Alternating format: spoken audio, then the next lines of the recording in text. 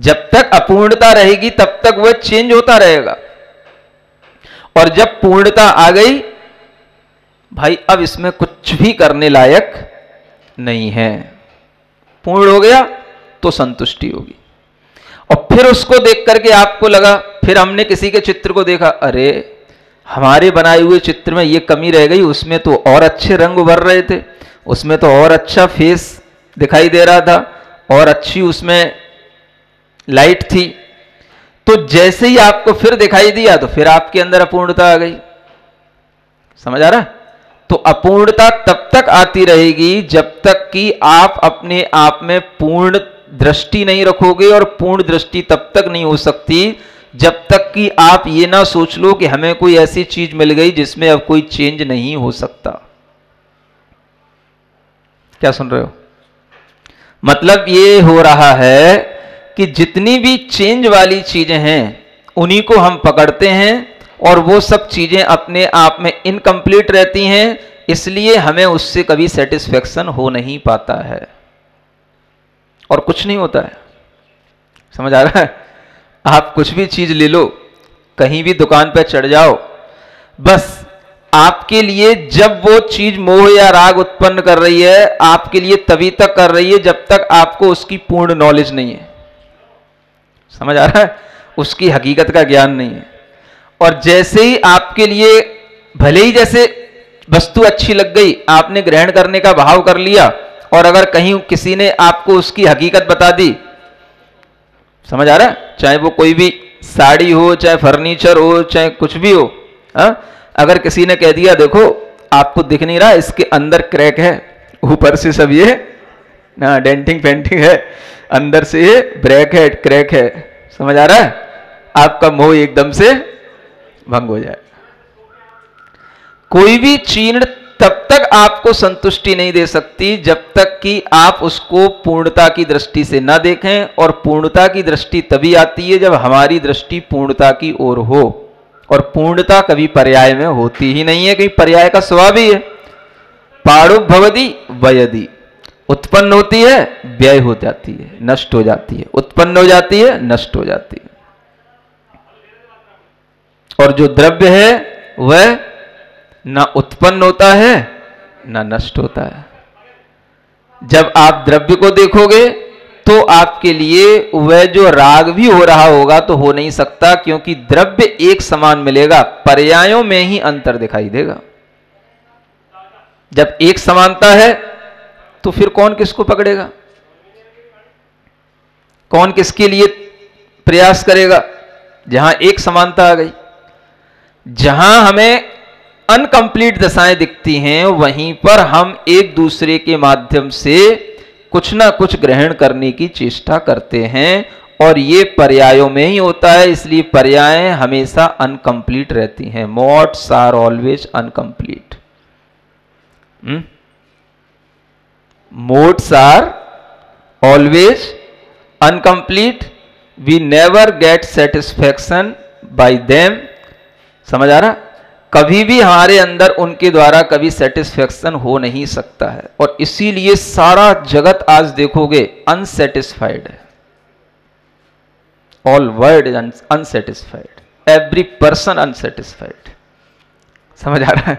हाँ, ये क्यों है? इसी द्रव्य गुण पर्याय को नहीं जानने के कारण से। वस्तु व्यवस्था समझोगे, सेटिस्फैक्शन आएगा। जब आपको यह पता है कि ये जो चीज हमारे लिए मोह या राग उत्पन्न कर रही है, यह भी शाश्वत नहीं, स्थिर नहीं, चेंजेबल है, तो आपके लिए उससे मोह नहीं होगा। ये सिद्धांत है। इसलिए जगत की हर पर्याय को देख करके उसकी द्रव्य की ओर दृष्टि ले जाओ कि ये पर्याय है किसकी, तो द्रव्य की है। अपने पुत्र को भी देख करके अगर आपके अंदर ये दृष्टि आ जाएगी कि ये पुत्र रूप जो पर्याय है ये वस्तुतः है किसकी, मान तो हमने रखी कि मेरी है, लेकिन है ये उसी की अपनी आत्मा की, तो आपका मोह थोड़ा सा भंग हो जाएगा, कम हो जाएगा।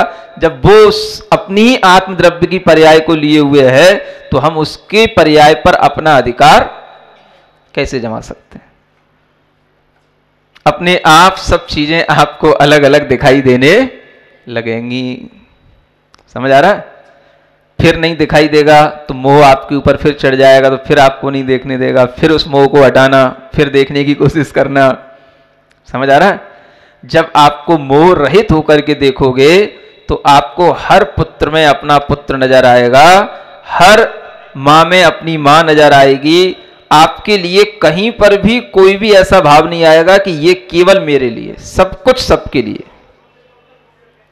और जहां पर ये होगा वहीं पर आपके अंदर कि द्रव्य का भाव आया, पूर्णता का भाव आया, संतुष्टि का भाव आया, फिर वहां आप मोह नहीं करेंगे कि यह केवल मेरा ही पुत्र है, ये मेरे ही पिता हैं, ये मेरी ही मां है। बस फिर आप शांति से देखोगे। क्या देखोगे? बस देखोगे आप ये उस द्रव्य की अपनी पर्याय है, मैं केवल देख रहा हूं, जान रहा हूं, बस मेरे द्वारा कुछ हुआ नहीं, मैं इसका कुछ कर सकता नहीं। और जब आपके अंदर इतना एक भेद ज्ञान उत्पन्न होने लगेगा मोह के हट करके, तो फिर कोई भी चीज आपको दुनिया में दुख देने वाली हो ही नहीं सकती है। समझ आ रहा है? दुनिया में दुख सिर्फ इसी मोह के कारण से मिलता है और कुछ नहीं है दुनिया में। मोह है तो दुनिया है, और मोह नहीं है तो काहे की दुनिया है? क्या लेना देना किसी से?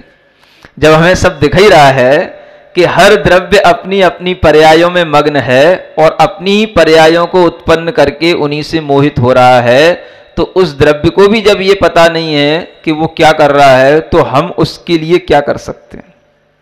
इसलिए कहा जाता है एक द्रव्य कभी दूसरे द्रव्य का कुछ कर नहीं सकता। इसका मतलब यह है कि हम किसी की आत्मा को बना नहीं सकते। जो आत्मा है वो आत्मा ही रहेगी। वह आत्म द्रव्य को ना हमने उत्पन्न किया, ना हम नष्ट कर सकते हैं। इसलिए हम क्या हो जाएंगे? उस समय पर मध्यस्थ हो जाएंगे। जो एक द्रव्य दूसरे द्रव्य का कुछ नहीं कर सकता, क्या कर सकता है? उसकी अपनी पर्यायें चल रही हैं, अपनी पर्यायें उसकी अपनी द्रव्य की गुणवत्ता से निकल रही हैं। हम उसकी पर्यायों को भी नहीं निकाल सकते हैं, हम उसकी पर्यायों को भी बदल नहीं सकते हैं। ये द्रव्य दूसरे द्रव्य का कुछ नहीं करता, इसका भाव ये है। जब हमारे अंदर ये भाव आ जाएगा तो फिर क्या होगा? हमारे परिणाम अपने आप शांत होंगे, कर्ता बुद्धि बिल्कुल मंद हो जाएगी। समझ आ रहा है? जब हम ऐसा परिणाम लाएंगे तो अपने अंदर की जो उछल कूद है, ये करना फिर ये करना, अब ये और करना है, ये और कर लूं फिर ये हो जाएगा, फिर ये और कर लूं फिर ये और हो जाएगा। समझ आ रहा है ना? ये चलती रहती है उधेड़बुन।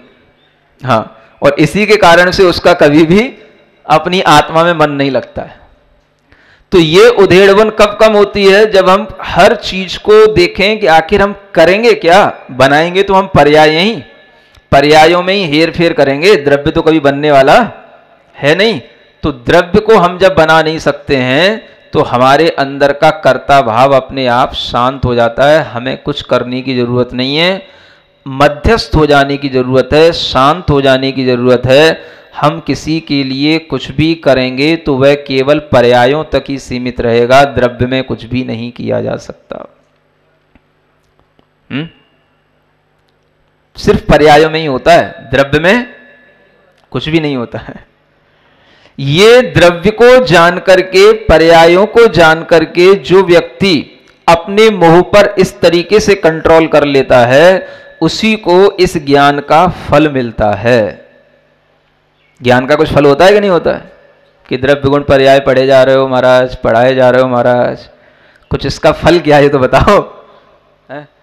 तो द्रव्य गुण और पर्यायों के ज्ञान का फल ये है कि इसी से हमारे अंदर तत्व ज्ञान उत्पन्न होता है, इसी से हमारा मोह कम होता है, इसी से हमें वस्तु व्यवस्था समझ में आती है। रियलिटी क्या है? ये द्रव्य गुण और पर्यायों से ही ज्ञान में आती है, और कुछ रियलिटी नहीं है। किसी को देख करके आपको दया भी आ रही है तो उसकी पर्याय को ही देख करके दया आती है आपको। देख लो आप, समझ आ रहा है? रो रहा है, सिसक रहा है, तड़फ रहा है, कौन है? समझ आ रहा है? अब मान लो हमें उसके दुख से अपने आप को बचाना है, कि हमें मान लो उसके दुख में दुखी नहीं होना है, तो भी हमें क्या आलम्बन लेना पड़ेगा? बस हमें द्रव्य की ओर ही देखना पड़ेगा कि देखो ये तड़फ रहा है, फिर भी हम इसके लिए कितना क्या कर सकते हैं। समझ आ रहा? अब जैसे मान लो कोई बिल्कुल ही तड़फ रहा हो, जिसको बिल्कुल कहना चाहिए बस आगे के 2 मिनट में जिसका मरण होने वाला हो, 5 मिनट में मरण होने वाला हो। समझ आ रहा ना? किसी का बिल्कुल सर धड़ अलग हो गया हो, थोड़ा सा जुड़ा हो, कट रहा हो, और वो बिल्कुल तड़फ रहा हो, अब आप उसके लिए क्या कर सकोगे? आपकी दया भी कितना काम करेगी? क्या करेगी? जो मरने ही वाला है उसकी तड़फन देख करके आपके अंदर दया का भी परिणाम आएगा, तो आप कुछ नहीं कर पाओगे। समझ आ रहा? और फिर आपके अंदर दुख पैदा हो जाएगा कि देखो हम इसके लिए कुछ भी कर नहीं पाए। तो उस दुख को भी कैसे दूर करोगे? आपको बहुत दिनों तक मान लो उसी बात का दुख बना रहा कि वो मेरे सामने तड़प तड़प करके मर गया, मैं उसके लिए कुछ भी कर नहीं पाया। समझ आ रहा है? तो उस दुख को भी दूर करने का अगर कोई तरीका होगा तो वह यही होगा कि आप ये समझें कि ये जो हमारे अंदर दया का भी परिणाम आता है, तो वह भी उसकी पर्याय को देख करके ही आता है। द्रव्य ने जैसे ही वो पर्याय छोड़ी तो उसका दुख तो उसी समय पे छूट गया। क्या समझ आ रहा है? लेकिन जिसने देखा उसके अंदर कितने समय तक वह दुख बना रहता है। आप कहीं कोई भयंकर एक्सीडेंट देख लें तो आपके दिमाग में वो कई दिनों तक छाया रहता है, और जिसके लिए हुआ सडनली वो तो उसी समय पर होकर के उस पर्याय को छोड़ गया। उस आत्मा के लिए तो नया शरीर मिल गया, उसको कोई दुख नहीं, लेकिन हमारे लिए कितनी देर तक ध्यान रहता है कि जब उसका एक्सीडेंट हुआ होगा उसके कैसे परिणाम हुए होंगे, कैसे उसको तड़फा होगा, कैसे वह मरा होगा। समझ आ रहा है? और मरने वाला क्षण भर में मर जाता है, चला जाता है। आपके भी परिणाम उससे हटेंगे तो कैसे हटेंगे? द्रव्य की ओर देखने से ही हटेंगे। समझ आ रहा है? हर प्रकार की संतुष्टि हमें द्रव्य की ओर दृष्टिपात करने से ही मिलती है, क्योंकि हम जब किसी भी वस्तु के मूल स्वभाव को पकड़ लेते हैं तो उस मूल स्वभाव को पकड़ने के बाद में फिर हमारे लिए कहीं पर भी विचलन नहीं होता है।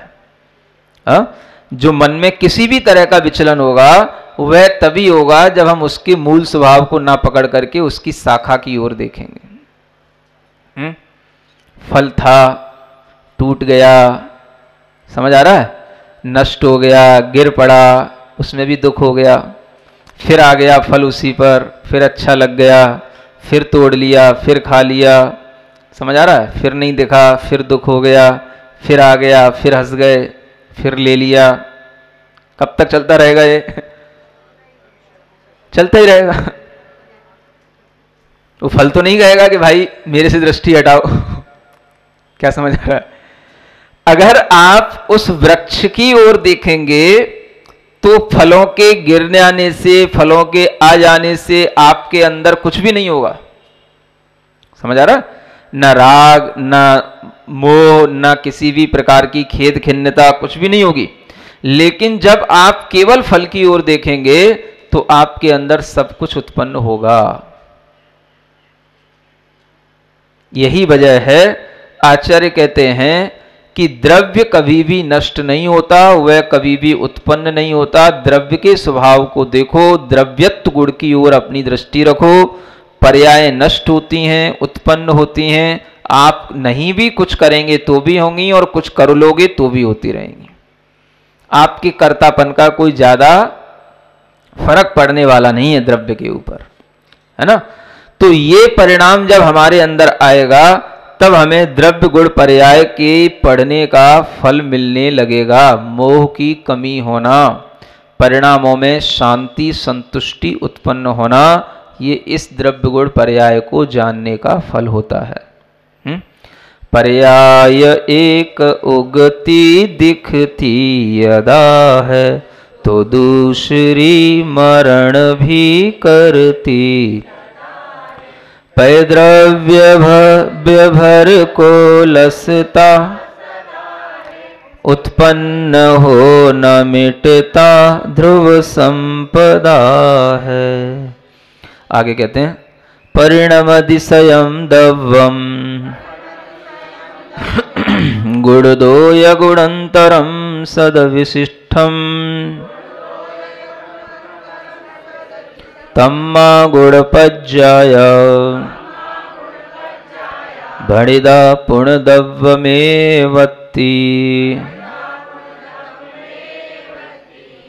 परिणमदिशयं दव्वम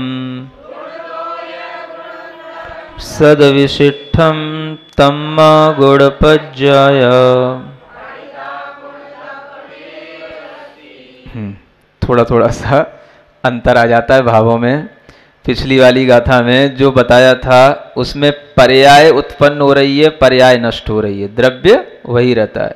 तो वहां पर द्रव्य की पर्याय के मुख्यता से वर्णन था। अब यहां क्या कहते हैं कि द्रव्य अपने गुण से गुणांतर हो जाता है ना, मतलब गुण से गुणांतर रूप में परिणमन कर जाता है। गुण की एक पर्याय बदल करके दूसरी पर्याय बन जाती है, लेकिन फिर भी वह सत्पने से विशिष्ट बना रहता है, माने अपने स्वरूप से वह बिल्कुल वैसा का वैसा ही बना रहता है, सत उसका स्वभाव वैसा ही बना रहता है। इस तरीके से जो द्रव्य परिणमन करता है वो भी क्या कर रहा है, वो भी गुणों की पर्यायों को उत्पन्न कर रहा है, लेकिन है तो वो द्रव्य में ही। मतलब यहां पर गुणों की पर्यायों की मुख्यता से गाथा आई है। कैसा कि गुणों की पर्याय, एक तो द्रव्य की पर्याय हो गई और एक गुणों की पर्याय हो गई, है ना। जैसे पुद्गल द्रव्य में ही है, वृक्ष है, फल है, तो फल तो उसका एक हो गया द्रव्य, है ना। अब उस फल द्रव्य में उसके गुणों की पर्याय क्या कि जब पहले हमने देखा था तो वह हरा था, बाद में कैसा दिख गया, पीला हो गया। तो जो वर्ण गुण है, कलर पुद्गल के अंदर होना उसका गुण है, वर्ण गुण कहते हैं इसको। तो उस वर्ण गुण की पर्याय बदल गई।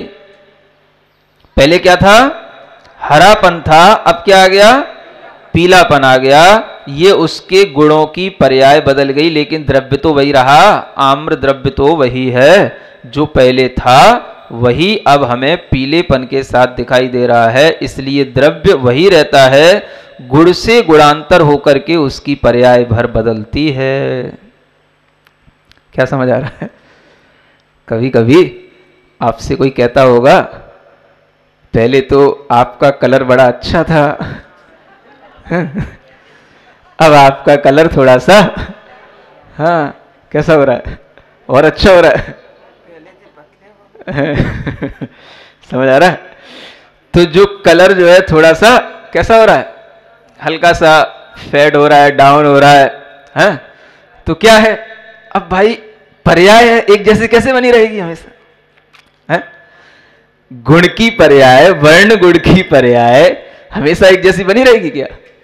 अब वो वर्ण गुण की पर्याय पहले उसी तरह की थी, अब वो उसी तरह की हो गई। बस वर्ण गुण तो नहीं चला गया कहीं है? हाँ, बालों में सबसे ज्यादा टेंशन होती है लोगों को है?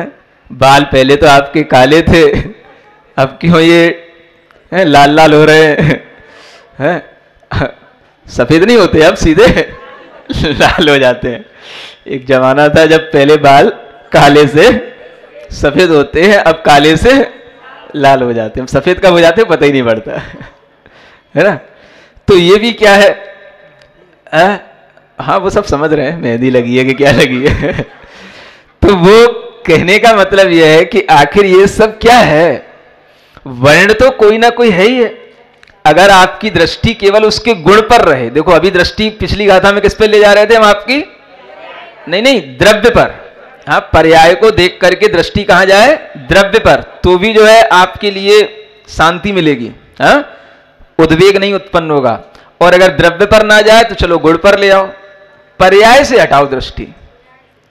अब इस गाथा में क्या कह रहे हैं, गुण से गुणंतर हो गया। गुण तो वही था, वर्ण गुण है, उसी की पर्याय है। जैसे एक लहर के बाद दूसरी लहर उत्पन्न हो जाती है, ऐसे कभी वो काले बाल की जगह सफेद बाल हो गए, अब वो हो गए तो हो गए, नहीं वो सफेद अच्छे नहीं लगते तो लाल कर लो, समझ आ रहा है ना?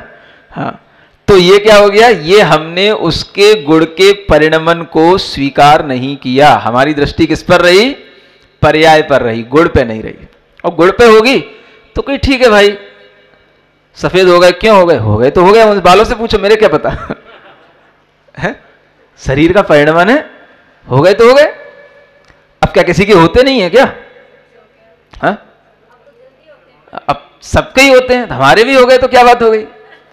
अगर आपका दिमाग, आपकी दृष्टि गुण पर रहेगी कि ये तो वर्ण गुण का परिणमन है, तो आपके लिए कोई क्लेश नहीं होगा, है ना? और फिर अगर आपकी दृष्टि केवल जो है उसके परिणमन पर रहेगी तो क्लेश होगा। और किसी किसी को तो होते ही नहीं है। नहीं समझ आ रहा? कितने ही लोग ऐसे मिलते हैं। एक बार तो कोई एक व्यक्ति ने नमोस्तु किया, कहने लगा महाराज आशीर्वाद दे दो, तो मैंने ऐसे उसको हाथ लगाया तो समझ आ रहा है ना? तो एकदम से उसका सिर जो है यहां से दिखने लगा, तो फिर उसने ऐसे संभाला, नहीं भाई क्या हो गया, ये क्या कर रहा है? अरे वो महाराज वो क्या, वो बेग लगाए है, बेग, हाँ अच्छा बेग लगाए। समझ आ रहा है ना? होता है।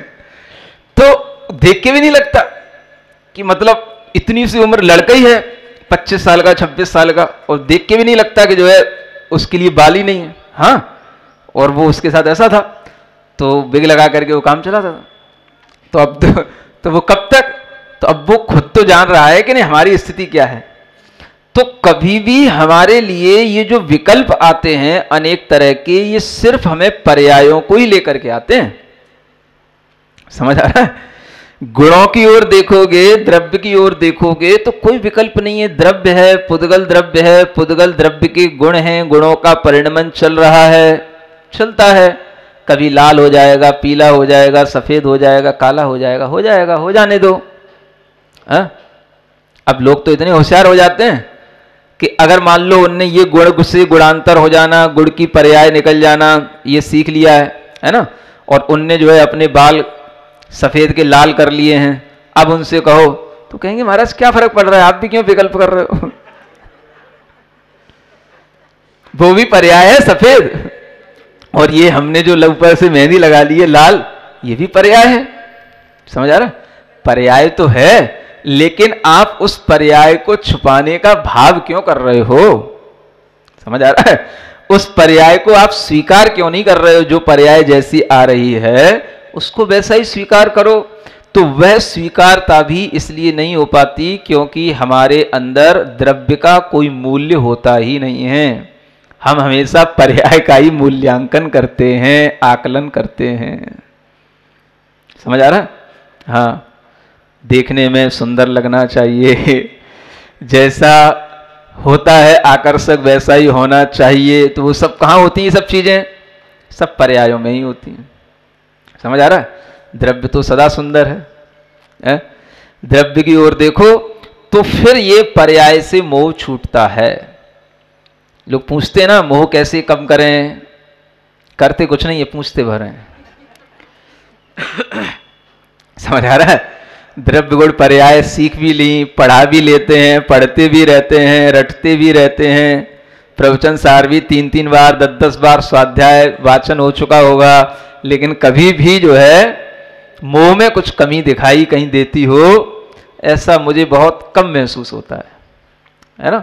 होती हो किसी किसी के अंदर, बात अलग है, लेकिन मोह में कमी यदि आती है तो इस ज्ञान को गहराई से उतारने से ही आती है। अब इसमें तो कितना सा लिखा रहता है, गाथाएं होती हैं, एक तथ्यभूत चीजें होती हैं, लेकिन उसको हमें अपने लिए अप्लाई कैसे करना, ये तो हमें सीखने की एक अलग ही सूझबूझ होनी चाहिए कि ये सब गुणों का परिणमन है, गुण की पर्याय हैं, और इन गुण की पर्यायों में हम क्लेश कर जाते हैं, ये हमारे लिए उचित नहीं है।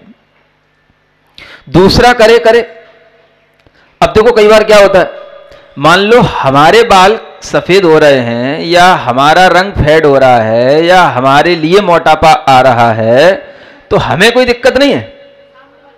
हाँ समझ आ रहा है? ये एक बड़ी दिक्कत है। किसको दिक्कत है? हाँ, सामने वाले को दिक्कत है। भाई तुझे क्या परेशानी हो रही है? मैं मोटा हो रहा हूं तो ठीक है, मैं हो रहा हूं, है? पतले हो जाओ तो भी सामने वाले को दिक्कत है। और किस भी तरह का परिवर्तन आता है तो हर चीज सामने वाला भी अपने तरीके से चाहता है। समझ आ रहा है ना? मतलब कि जैसे कि हम जैसा चाह रहे हैं वैसा ही आप हमें दिखने चाहिए। अब ये कितनी बड़ी, मतलब एक कहना चाहिए विडंबना कितनी बड़ी एक उल्टी धारणा है कि हम जैसा चाहें वैसा दिखना चाहिए आपको। समझ आ रहा है?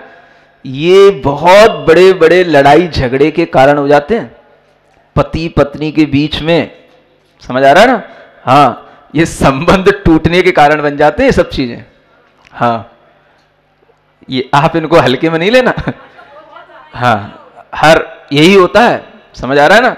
कुछ भी जो है फिगर चेंज होने लग जाती है समय के अकॉर्डिंग, तो जो है दूसरे वाले का जो है मोह भी भंग होने लग जाता है।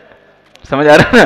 तो उससे मोह बनाए रखने के लिए उसे अपनी फिगर को एज इट इज बनाए रखने के लिए बड़ी मशक्कत करनी पड़ती है। और आज दुनिया में बहुत सारे बाजार इसी से चल रहे हैं। समझ आ रहा है? इन शॉर्ट में, हाँ, बहुत बड़े बड़े बाजार चल रहे हैं सिर्फ इसीलिए। हाँ हाँ, नहीं नहीं, देखो, पर्याय से डिपेंडेंट मोह इसलिए है क्योंकि जब तक हमने ये सीखा नहीं कि पर्याय के बिना भी हमारा कोई अस्तित्व है, तब तक हमारा मोह जो है वो उस पर्याय पे ही अटैच होता है और उस पर्याय को ही देख करके उससे मोह करता है। तो संसार दशा में, अज्ञान दशा में पर्याय डिपेंडेंट ही मोह होता है। समझ आ रहा? मतलब जब तक आपके लिए ये ज्ञान दशा अच्छी नहीं जागृत होती है तब तक ये पर्याय डिपेंडेंट मोह हमेशा चलता रहेगा। और ये कैसे कम होगा? अब आदमी सोचता है कि सब अच्छा भी रहे और हमारा मोह भी कम हो जाए, तो कैसे होगा? अरे जब तुम्हारे सामने कुछ विसंगति आए और उसी में तुम अपना मोह ना करो तभी तो मोह कम कहना माना जाएगा ना।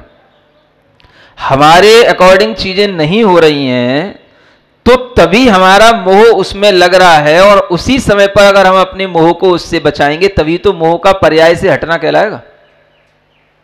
नहीं तो पर्याय के साथ मोह तो हमेशा लगा ही रहता है। और किसी के साथ मोह कहां लगता है? द्रव्य के साथ मोह होता कहां है? पर्याय के साथ मोह लगा रहता है।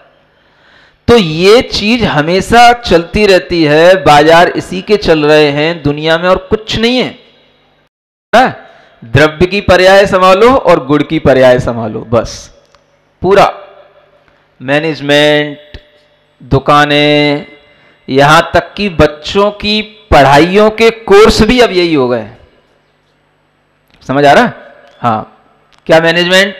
बस यही, colour management, size management, figure management, body management.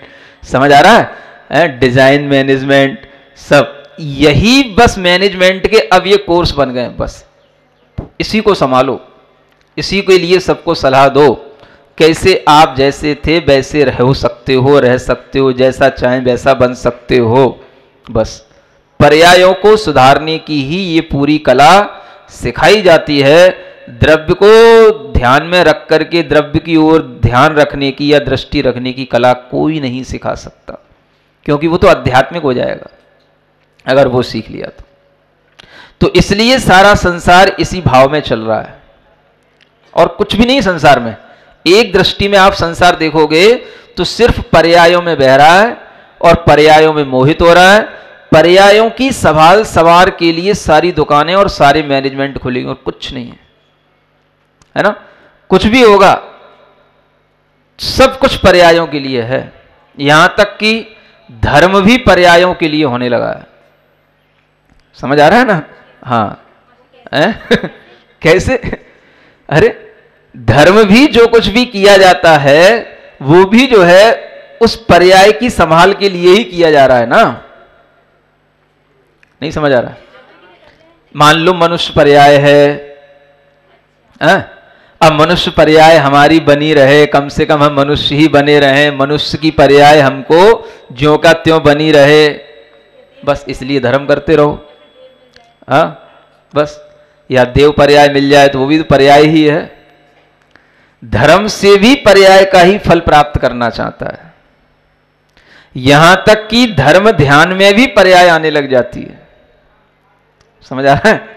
ध्यान से भी केवल पर्याय को ही देखता है, ध्यान में भी द्रव्य की ओर दृष्टि नहीं जाती है, ध्यान में भी उसके लिए कोई ना कोई पर्याय ही दिखाई जाती है और उसी पर वो ध्यान रखता है तो ही उसका ध्यान हो पाता है। ये सब चीजें तब तक हमारे लिए पर्याय के साथ घूमती रहती हैं जब तक हमें उस पर्याय की उत्पत्ति का जो साधन है, चाहे वो गुण हो चाहे द्रव्य हो, ये हमें जब तक ज्ञान में नहीं आता तब तक हम हमेशा पर्याय को ही सर्वस्व मानते हैं। सर्वस्व शब्द समझना, समझ आ रहा है?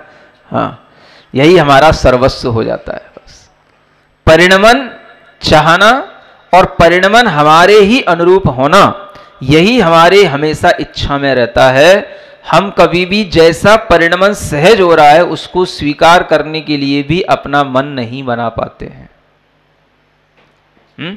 हाँ, सहज जैसा हो जाए, परिणमन को हम अपने अनुसार बनाते हैं ना। हाँ? सहज बाल होंगे तब तो कुछ अपने आप वैसे ही होंगे जैसे होंगे, लेकिन हम उसका परिणमन अपने ढंग से करते हैं। एक चेहरा सहज होता है तो सहज होता है, अलग होता है, और जब हम उसका परिणमन अपने ढंग से करते हैं तो अलग हो जाता है। समझ आ रहा? हर चीज, हर परिणमन को हम अपने ढंग से बनाने की कोशिश में लगे हैं, और दुनिया यही, इसी का नाम टेक्नोलॉजी है, इसी का नाम साइंस है कि आप जैसी इच्छा करोगे वैसा ही होएगा। ऐसी दवाइयां आ रही हैं, ऐसे ट्रीटमेंट दिए जा रहे हैं, ऐसी पैथियां चल रही हैं कि आप जैसा चाहोगे वैसा ही बने रहोगे। समझ आ रहा है? हाँ हाँ, ये सब चीजें कहाँ घूम रही हैं? सिर्फ पर्यायों की दृष्टि में लेकर के चल रही हैं। सबको पर्याय ही दिख रही है और कुछ नहीं दिख रहा है।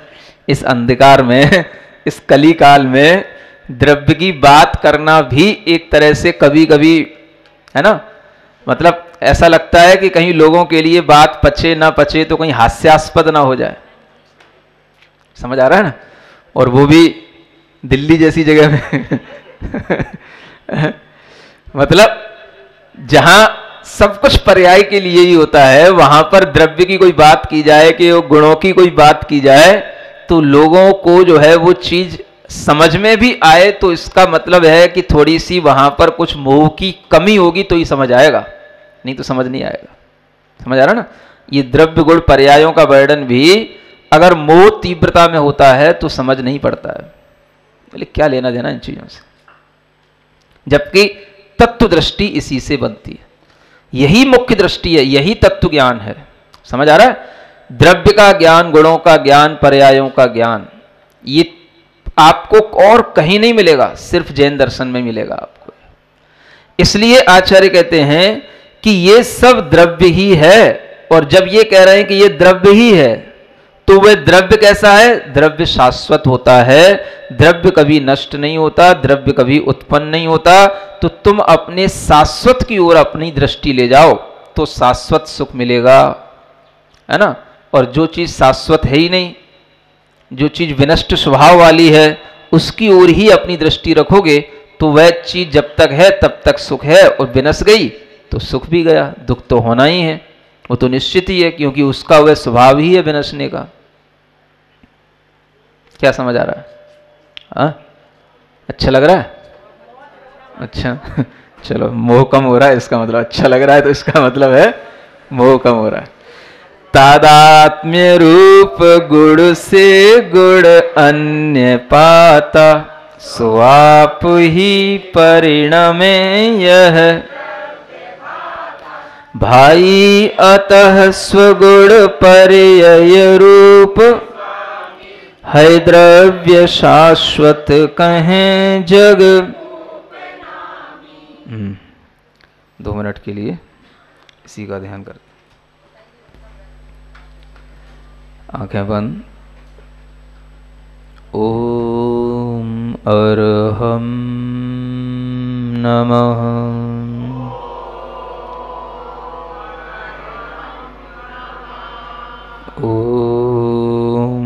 अरहं नमः।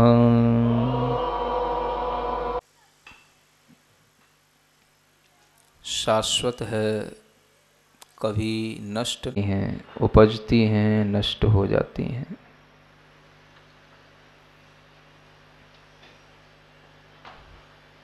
शाश्वत आत्मद्रव्योऽहम्।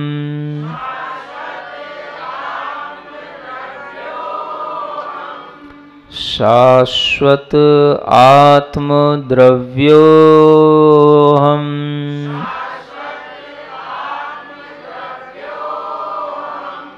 शाश्वत आत्मद्रव्योऽहम्।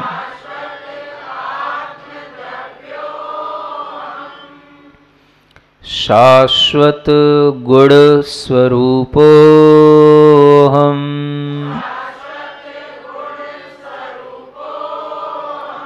शाश्वत गुण शाश्वत गुण स्वरूपोऽहम्।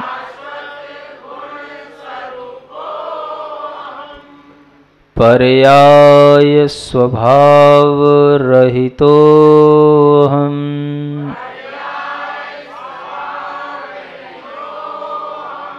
पर्याय स्वभाव रहितोऽहम्।